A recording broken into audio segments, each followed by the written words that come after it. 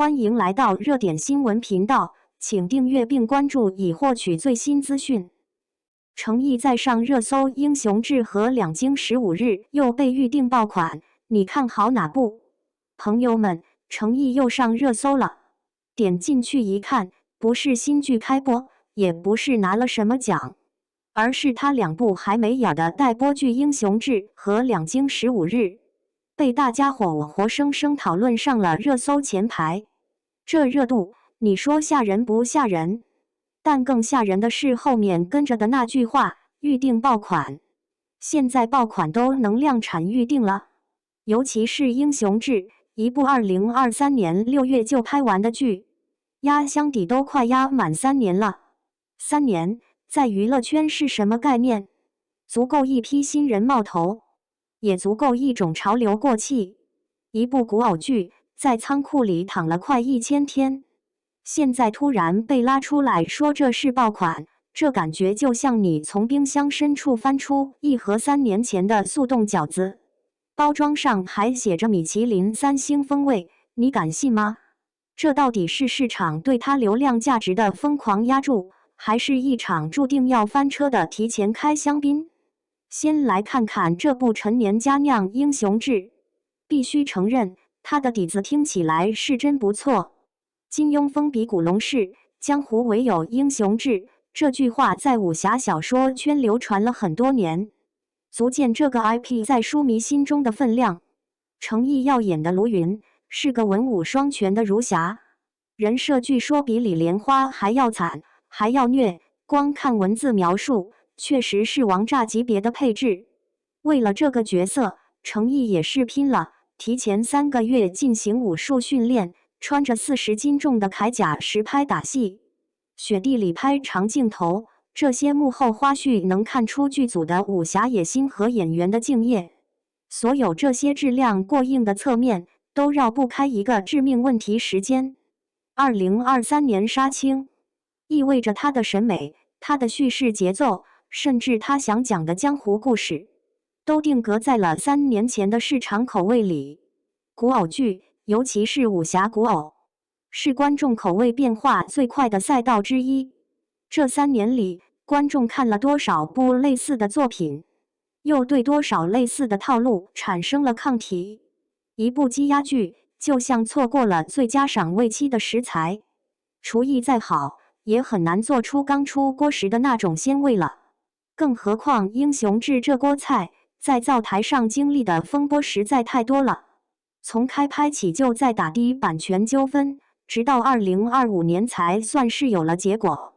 这还没完，中间又被举报未备案就拍摄，剧组只能停下来补办各种手续。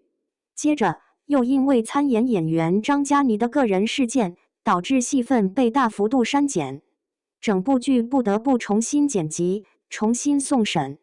这一通折腾下来，消耗的不仅仅是时间，更是观众的耐心和期待值。当你听说一部剧如此命运多舛，第一反应还会是它肯定很好看吗？更多的可能是它还能顺利播出来吗？的疑问。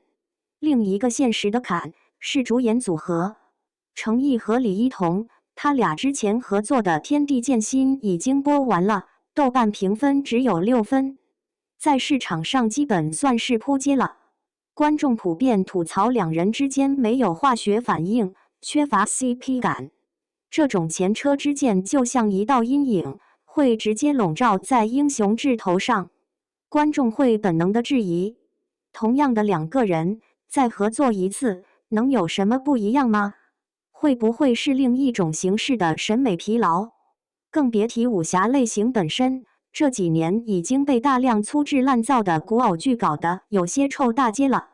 很多人看到武侠标签，心里先打个怵，甚至产生抗拒心理。所有这些因素叠加在一起，让英雄志的爆款之路看起来荆棘密布。那我们转过头看看另一部被寄予厚望的两京15日，这部剧的情况看起来就健康很多。2025年10月开机，2026年2月杀青，制作周期紧凑，没有积压的烦恼。他的班底堪称豪华顶配，改编自马伯庸豆瓣8.1分的同名小说，由拍出《大明王朝1566》的导演张黎亲自坐镇。故事讲的是明朝太子朱瞻基在15天内从南京逃回北京登基的生死时速、权谋、悬疑、历史冒险元素一锅炖。从已经曝光的杀青特辑来看，剧组的投入是肉眼可见的重金。为了还原明代漕运风貌，实景搭建了3万平米的码头和20多艘漕船。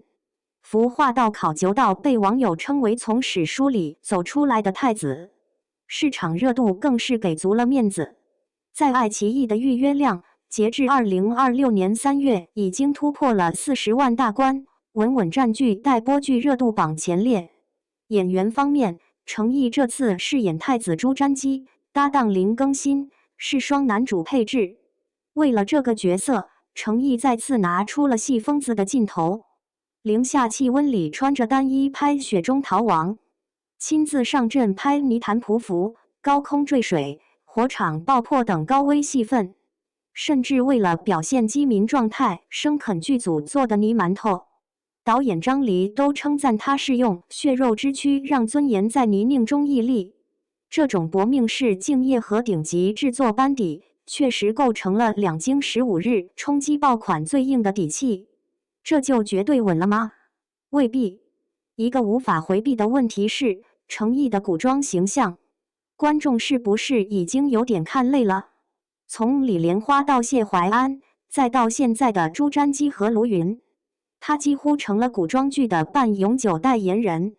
这次朱瞻基的角色需要的不是小修小补，而是改头换面级别的突破。要让观众完全忘记他以前演过的其他角色，否则很容易被贴上演什么都一样的标签。另一个关键变量是编剧。马伯庸的小说信息量大，线索复杂，如何把70万字的内容浓缩进40集剧集里，既保留原著的精髓，又保证电视剧的叙事节奏和戏剧张力，这对编剧功力是极大的考验。最后，程毅和林更新的双男主化学反应到底如何，也将直接决定这部剧的戏剧张力和观众缘。当我们讨论这2部剧的爆款香时，其实无法脱离当下整个剧集市场的大环境。一个新鲜的、滚烫的词汇正挂在热搜上，预制爆款剧。这个词的诞生，直接关联着近期另一部古装剧《逐玉》的惊天争议。